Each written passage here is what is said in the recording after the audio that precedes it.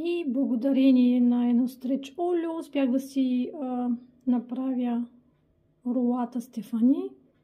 Поставихме ги в съд, който принадлежи към самия уред и ще бъдат приготвени на пара. През това време мисля да си сваря малко картофи, докато се приготвя.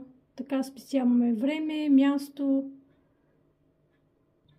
Сложихме го, както споменах, и също така спестяваме и ток, тъй като работи за две неща. Всъщност работи един уред, а може да приготвиш две неща. Ето, поставихме и започваме процеса.